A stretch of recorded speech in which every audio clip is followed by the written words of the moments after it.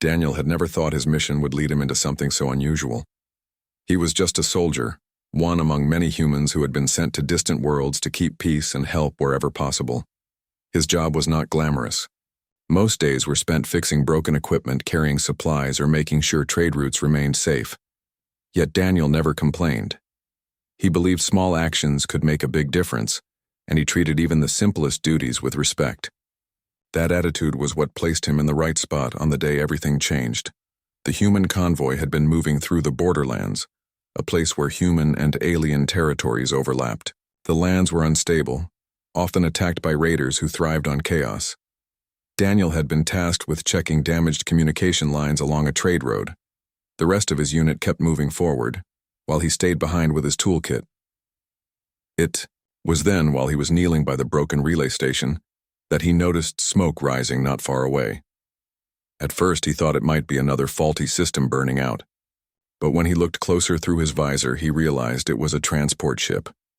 Without hesitation he ran toward it. The smoke grew thicker, and the sound of blaster fire echoed in the distance. Raiders. He knew immediately what had happened. A transport had been ambushed. Still, Daniel did not stop. His training told him to wait for backup, but his instincts pushed him forward. He could not leave anyone trapped inside a burning ship. When he reached the wreck, he saw a figure trying to pull open a jammed hatch. She was tall, slender, and carried herself with a strange, regal strength even in the middle of chaos. Her armor was unlike anything Daniel had seen before, shimmering faintly despite the soot and damage.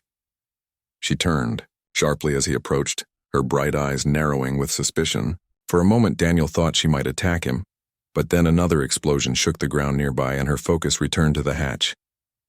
"Help me," she commanded, her voice sharp yet filled with urgency. Daniel dropped his toolkit and hurried to her side. Together they pulled at the metal hatch, but it would not budge. He quickly scanned the edges and saw that part of the locking mechanism had melted in the blast. Without asking her permission, he pulled out a portable cutter from his kit and sliced through the bent metal. Sparks flew, and the hatch groaned before finally giving way. The princess, though Daniel did not yet know who she was, stepped back as he dragged the door open. Inside, 2 alien guards lay unconscious, trapped by debris. Daniel pulled them out one by one, his muscles straining. The woman tried to help, though he noticed the slight limp in her step. She had been injured too, though she ignored it. When the last guard was freed, she turned to him again, her eyes studying him with something close to disbelief. Before either could speak, the sound of approaching raiders grew louder.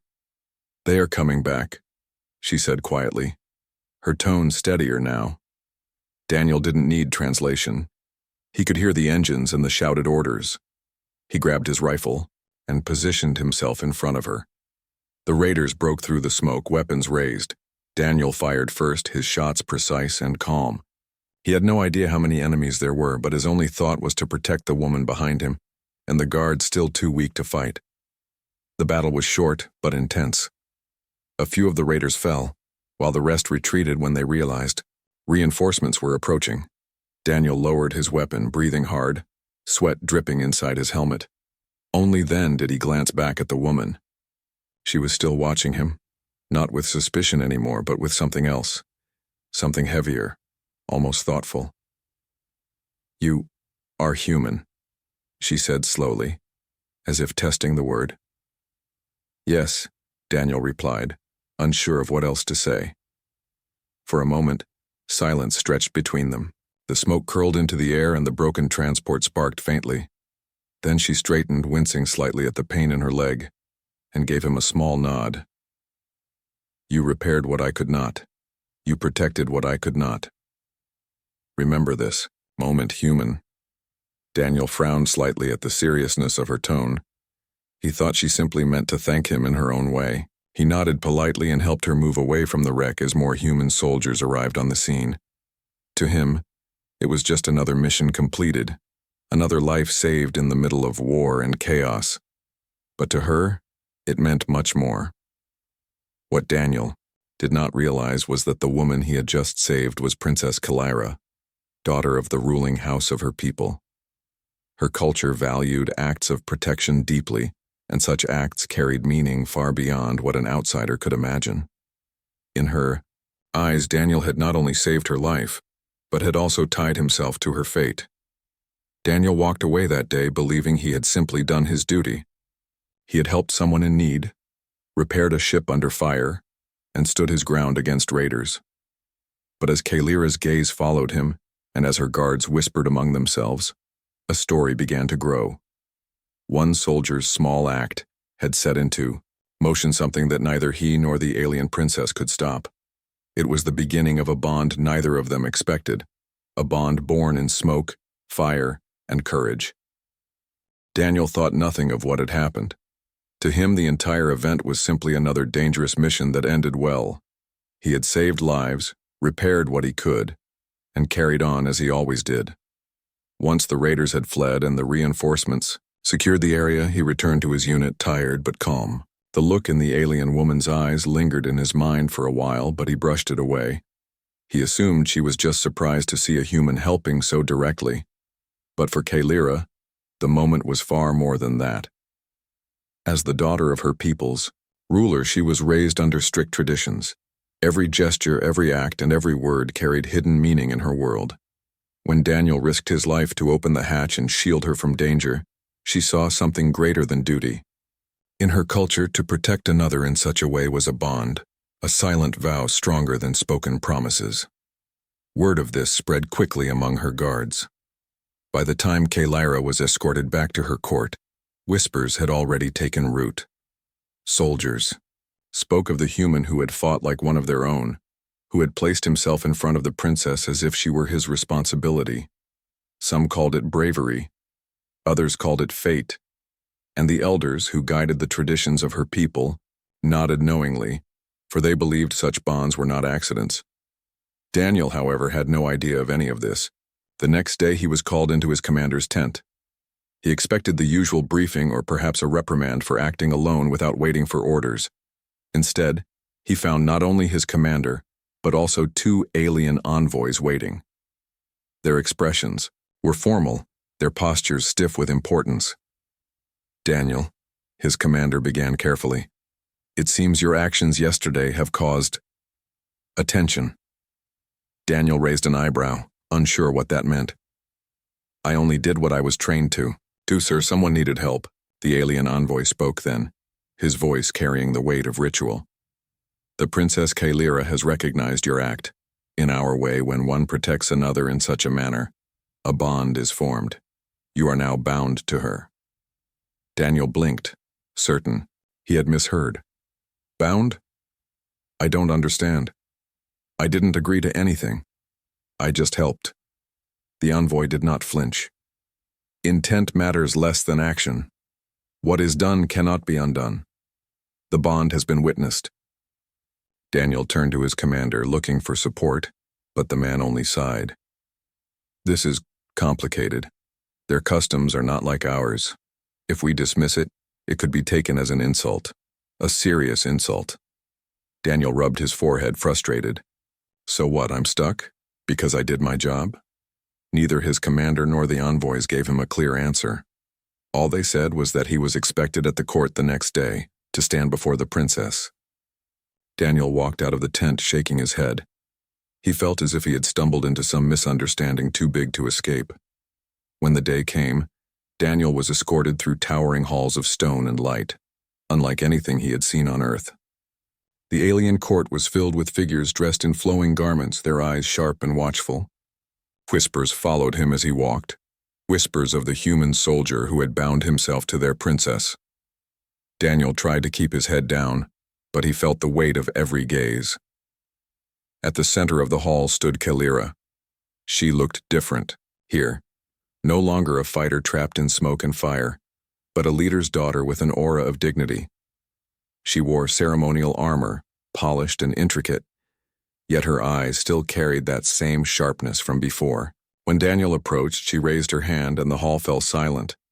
"This human," she said, her voice carrying across the chamber, "acted with courage where others would have hesitated. He repaired my vessel. He defended my guards. He placed himself in danger for me. By the customs of my people, he is now bound to me. Let it be known." The hall murmured in approval, though Daniel's heart sank. He wanted to protest, but the seriousness of the moment froze him. He realized that if he spoke out against her, it would not only insult her, but also shame her in front of her people. His commander's warning echoed in his mind. Kelaira's gaze found his.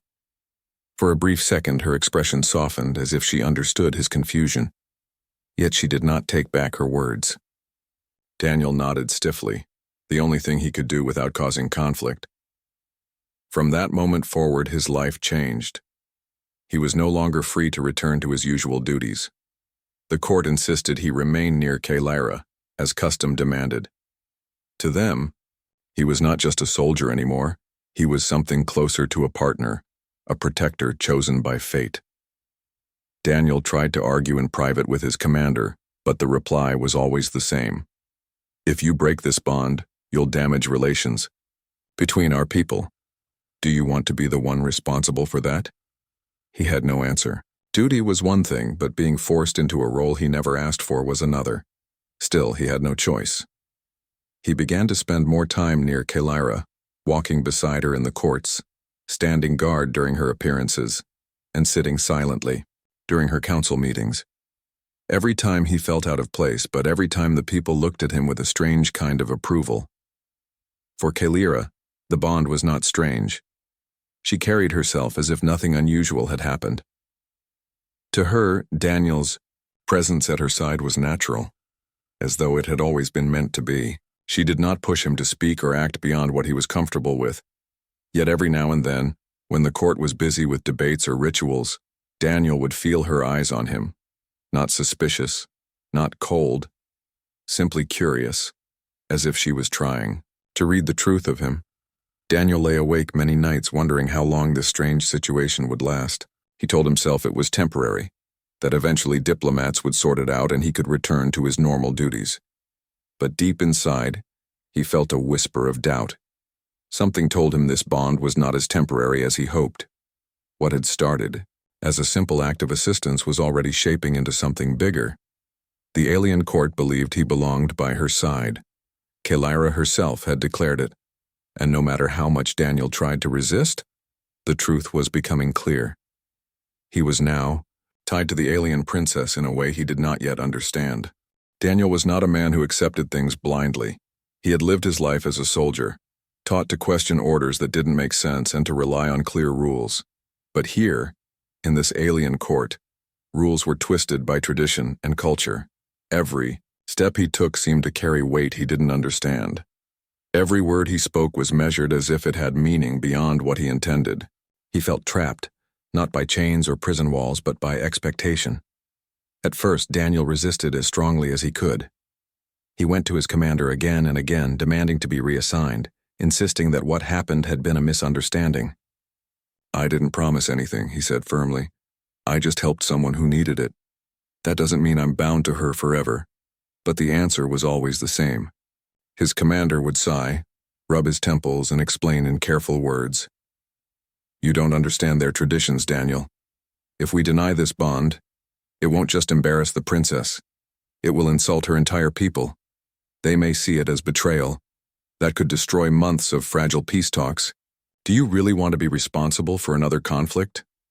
Daniel hated those words because they left him with nothing to argue. He wasn't afraid of danger, but he couldn't bring himself to be the cause of more war.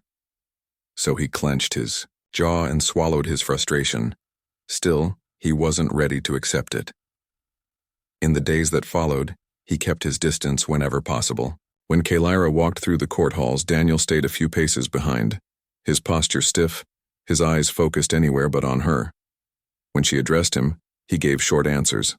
He thought if he showed no interest, if he remained cold, the aliens might eventually release him from this strange bond. But Kelaira was not offended. Instead, she seemed almost amused. She watched him with calm patience as though she understood his struggle better than he did. When he snapped once, telling her, I'm not here by choice, she tilted her head slightly and replied softly, Neither am I. Her words startled him. He had never considered that she, too, might feel trapped by the weight of expectation. After all, she was a princess, surrounded by guards, elders, and advisors who dictated her every move. The bond with Daniel was not something she had asked for either, yet she carried it with grace, never once complaining. Slowly, Daniel began to see her differently. He noticed the moments when her calm mask slipped, the way her eyes would flicker, with doubt during council debates, the slight tremor in her hands when she was forced to make a decision that carried heavy consequences. She was strong, yes, but she was also human in her own way, vulnerable, unsure. One evening, after another long day of ceremonies and meetings, Daniel found himself walking beside her in the quieter gardens of the court. The night air was cool, filled with the faint glow of alien plants. For the first time, she spoke without the weight of formality. "Your people are direct," she said, her tone lighter than usual. "You speak what you feel. Mine do not. Here, we wear masks, and sometimes we forget what lies beneath them." Daniel glanced at her, surprised by her honesty. "Masks or not, you seem to handle it well." Kailira gave a small laugh, soft but real. "That is what they expect me to do, to appear unshaken even when I am.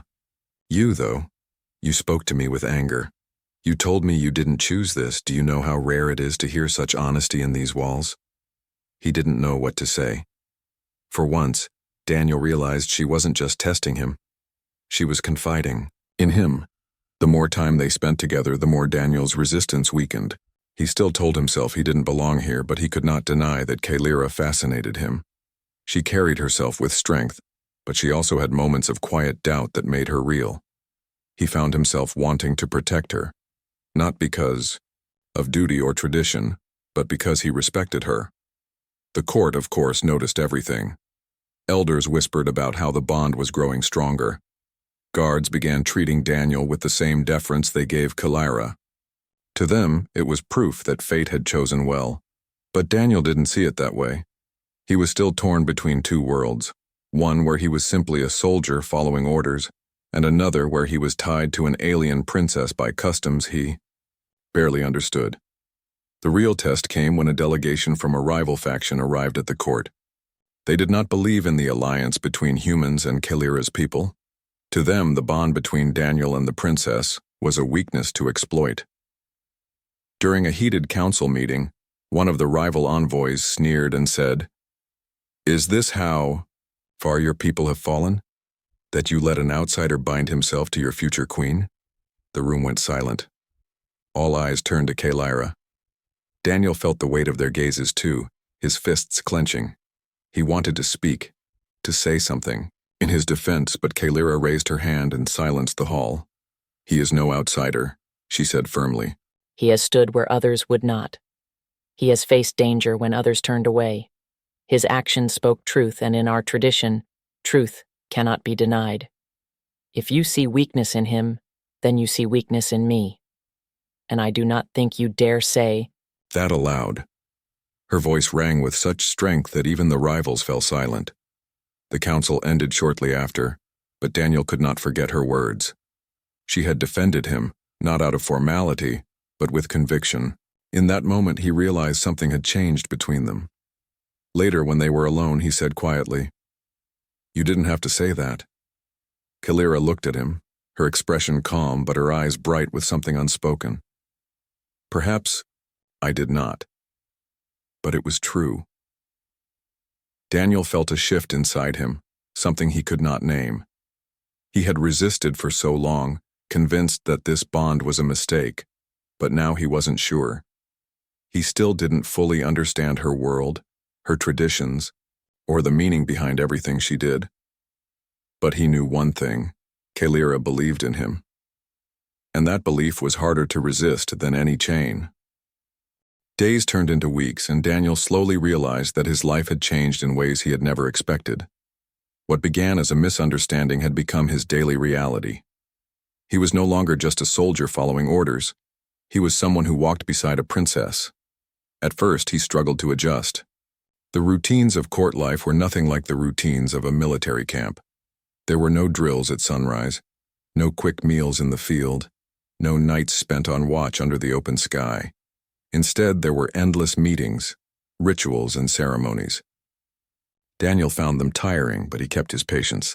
He told himself he was simply doing his duty, nothing more. But then, something shifted. Kylira began to draw him out of the background. She asked him questions, not about strategy or politics, but about himself. "Tell me about your home," she said one evening as they sat in a quiet hall after a long council session. At first, Daniel gave short, simple answers. "It's different from here. The skies are blue. The oceans are wide." But her curiosity was genuine, and soon he found himself telling her stories. He spoke of his mother's cooking, of the small town where he grew up, of running through fields with his friends when he was young. He told her about the stars as seen from Earth, how they looked different when he was a boy compared to now, traveling across the galaxy. Kylira listened with wide eyes, as though every detail was precious. To her, Earth was a faraway place she had only read about in diplomatic reports. Hearing about it from Daniel made it feel real.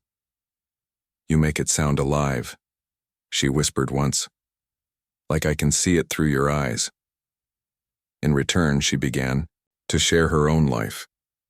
Daniel learned that her days were shaped by responsibility. From the time she was a child, she was taught how to speak in council, how to stand tall in front of rivals, how to hide her fears. "Every smile I give in the court is measured," she told him one night as they walked through the palace gardens. "Every word I say is weighed. Sometimes I forget which thoughts are mine and which belong to others." Daniel saw the weight on her shoulders, the burden of being a leader's daughter. For the first time, he felt a connection deeper than tradition. He understood her loneliness. She understood his honesty. They were different yet the same. Their bond grew stronger through trials as well. A new threat arose when raiders attacked a supply convoy near the border. Kylira insisted on visiting the outpost to show support. Daniel went with her, standing at her side as blaster fire echoed in the distance. Together they helped organize defenses. Daniel guiding soldiers with his experience, Kylira inspiring them with her words. In that moment, they were not a soldier and a princess. They were partners. The soldiers noticed. They began to speak of Daniel and Kylira as if they were one unit, stronger together than apart. Even the elders of the court began to look at him differently. No longer did they see him as just a human outsider. They saw him as someone worthy of standing beside their princess. For Daniel, the change was quiet, but powerful. He no longer thought of leaving every day. Instead, he found himself wanting to see Kylira succeed. He wanted to hear her laugh again, rare though it was. He wanted to shield her when the burden became too heavy.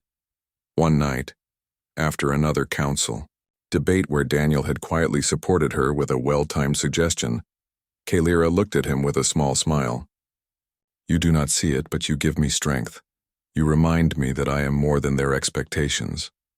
Daniel felt something stir inside him, something he had been pushing away since the day of the ambush. Respect had grown into trust, and trust was turning into something deeper. He did not say it aloud, but he knew it. He was no longer just bound to her by tradition. He was bound by choice. By the time the seasons shifted on the alien world, the bond between Daniel and Kylira was no longer questioned. It was simply accepted. People bowed to her as their princess, and they nodded respectfully to him as her chosen protector. What began as whispers of doubt had turned into quiet admiration. But beyond politics and traditions, Daniel and Kylira themselves had changed. The walls between them had fallen piece by piece. She no longer looked at him as an outsider, and he no longer saw her as just a duty. They had become each other's anchor, in a world filled with uncertainty. When human diplomats returned to renegotiate their alliance, they saw this bond as a complication. "It would be better," one diplomat told Daniel privately, "if we untangled you from this. It makes matters too personal. We can smooth this over with formal talks, treaties, and written agreements. You don't need to stay tied to her." Daniel thought long and hard about those words. Months earlier, he would have agreed instantly. He would have begged for release. But now the thought of leaving Kylira behind felt wrong.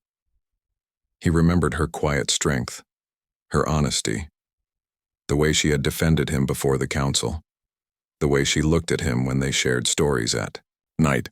To walk away now would not just break tradition, it would break something inside him. When he told Kalira what the diplomats had suggested, she was silent for a long time. Her eyes lowered, and for once, she looked uncertain. "If you wish to go," she said softly, "I will not stop you. I would not hold you where you do not wish to be." Daniel studied her carefully. He saw the strength in her, but also the fear of being abandoned, of carrying her burden alone again. At that moment, his choice became clear. "I'm not going anywhere," he said firmly.